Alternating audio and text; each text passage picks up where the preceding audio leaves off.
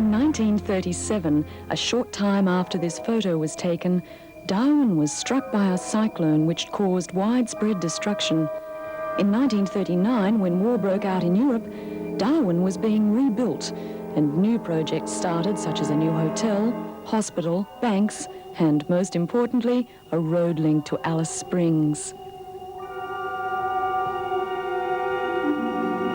Despite the threat that Darwin could be eventually involved in war and the urgent need to build up the town defences, the civilian population continued to enjoy their usual free and easy lifestyle.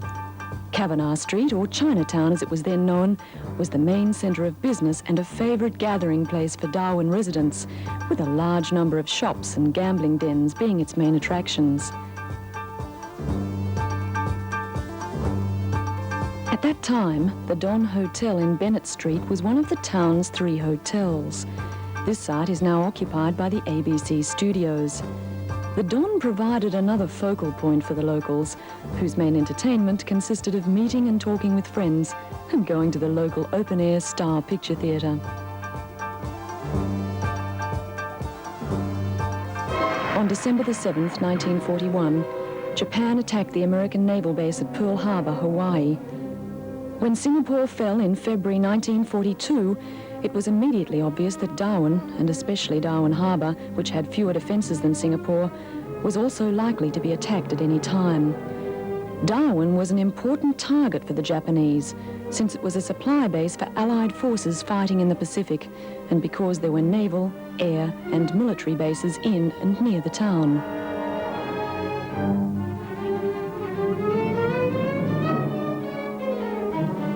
In 1937, work had begun on the new army barracks at Larrakia, and by 1941 the barracks had been extended. In addition to Larrakia barracks, camps were built in other locations and a new RAAF base was established. However, at this time, there was still no aircraft available for the defence of the town. An anti-submarine boom net was placed across the entrance to Darwin Harbour. Originally 3.1 kilometres in length, it was increased to 5.6 kilometres, making it the longest boom net in the world.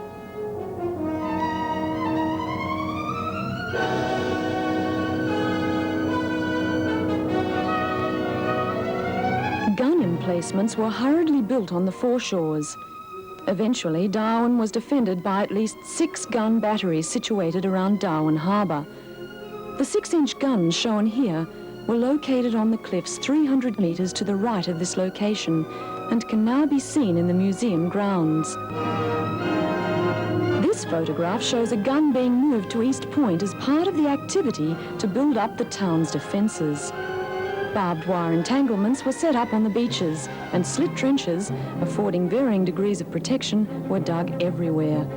However, with no air defence or artillery, and being only partly equipped, the defenders of Darwin were in no position to repel an attack of any magnitude, especially from the air.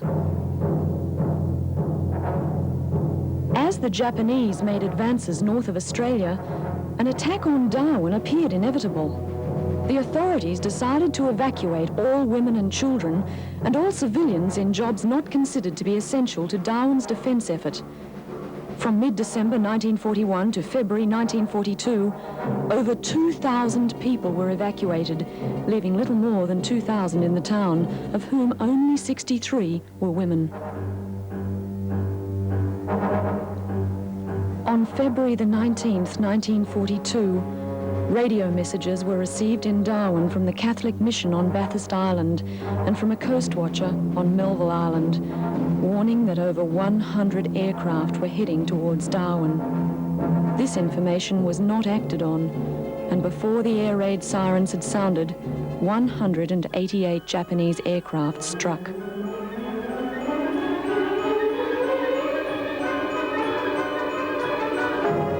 The Japanese task force's first target was the harbour, where some 40 ships were at anchor. Among them was the American destroyer Peary and convoy ships that had been attacked at sea and had returned to Darwin. On the wharf, 22 waterside workers died when the first salvo of bombs hit the wharf. One bomb effectively cut the wharf in two, and made it impossible for those on the seaward portion to get back to the shore without jumping into the sea. Alongside the wharf was the ship MV Neptuna, which was loaded with explosives. She received direct hits, caught fire and exploded, killing 45 seamen. These photos show the last moments of the ship and its position alongside the wharf after sinking.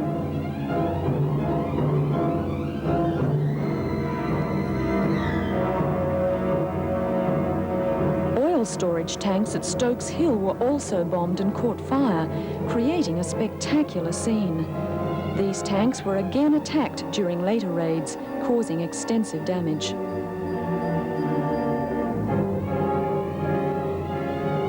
Of the ships in the harbour, 8 were sunk and all others damaged. The hospital ship Menunda, despite its being clearly marked as such, suffered fire and bomb damage with 12 killed and 58 wounded. On the left of the screen is the Menunda, and on the right is the Peary, burning and sinking. The Peary is still in Darwin Harbour, classified as an official US war cemetery, the grave of 88 Americans.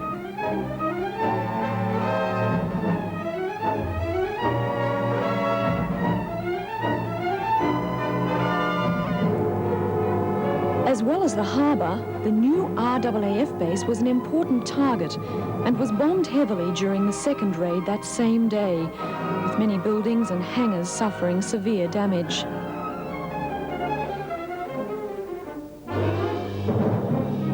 All aircraft in the air and on the ground were destroyed without exception. This American P-40 was destroyed on the ground. Military installations were not the only targets. The civil airport, which is now Ross Smith Avenue, also suffered severe damage. This hangar is still standing at Parap today. The hospital was also hit, despite its clear Red Cross identification, and Government House suffered a near miss which killed 1 civilian. The post office, Darwin's vital communications link with the rest of the country, received a direct hit, destroying the telegraph and cable offices. 10 people, including the postmaster, all his family and several postal workers were killed. Many offices and buildings were badly damaged or destroyed by the bombing. Housing was also badly damaged, and those which were not destroyed were rendered uninhabitable, leaving many people homeless. As a result of the air raids on that first day, 243 people were killed and 400 wounded. Newspaper reports in Sydney and Melbourne grossly underestimated the number of casualties, probably because the authorities had concealed the real figures in order to avoid panic among the civilian population in the rest of the country. In Darwin, there had been great panic following the bombings, with many fearing that a Japanese invasion was imminent.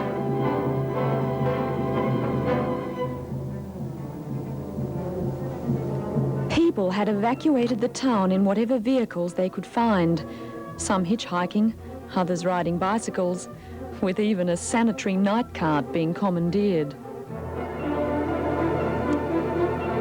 The air raids on Darwin on February the 19th were followed by many more over the next 21 months, but the subsequent air raids were never as severe and never cost as many lives as those on that first day.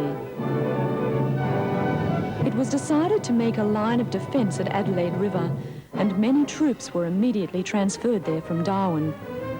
RAAF and army camps were hastily erected throughout the top end, and subsequent air raids were especially directed against these.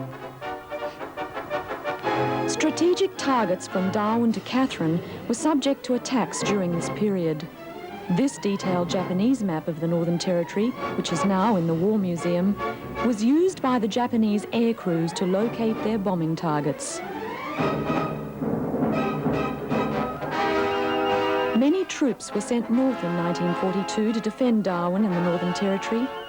At first, the transportation of troops and equipment by road was considerably slowed down by the poor state of the Stuart Highway. From mid-1942, the pre-war project of improving the highway was recommenced using road construction teams from each state working under the authority of the Allied Works Council. The Japanese bombed the new highway repeatedly, even as it was still being constructed.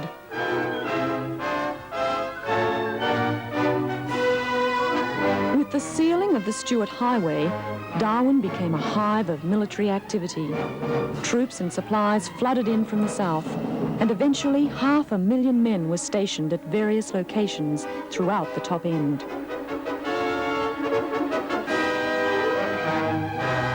Darwin and the top end of the territory was especially vulnerable to air attack during the months after the first bombings of Darwin.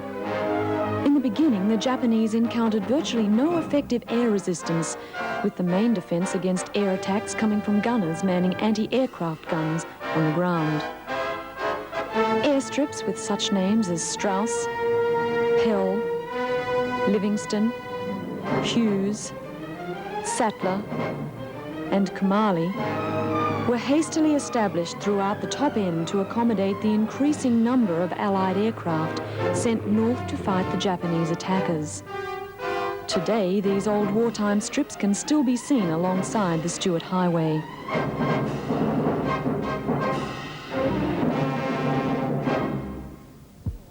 The first effective challenge to the Japanese in the air came from American P-40s, which from April 1942 engaged them in dogfights over mangrove swamps, jungle, and cattle stations in the top end. The old aircraft engines in the museum were all recovered from crashed Allied aircraft.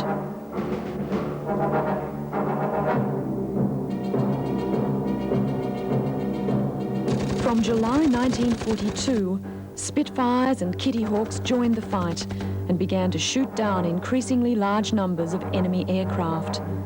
Their arrival marked the turning point in the battle for supremacy in the air, and the last attack on Darwin took place on November the 12th, 1943. Following the attacks on Darwin, fewer than 300 buildings were left standing from over 400 that had comprised the original town.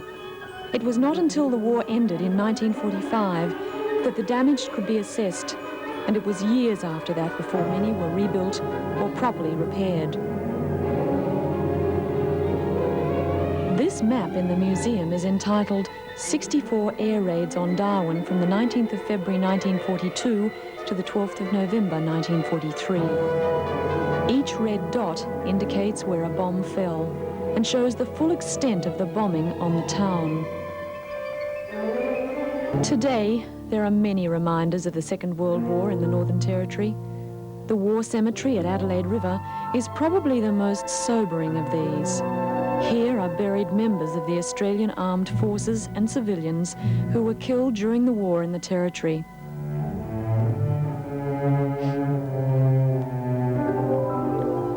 In a separate section from the Armed Forces graves in the War Cemetery are the graves of the Darwin postmaster, his family and staff, who were killed in that first raid on the 19th of February, 1942. Here at East Point, a battery of 9.2-inch guns was established as part of Darwin's coastal defence.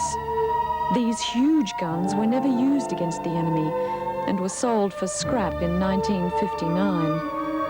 The concrete gun emplacements and the command post are still standing in good condition today. The command post now houses part of the military museum. This was established by Darwin's members of the Royal Australian Artillery Association to preserve and present the history of the Territory's involvement during the Second World War. Weapons, posters, a large collection of photographs plus relics from the war present a stark reminder of just how immediate was the threat to Darwin and Australia during the Second World War.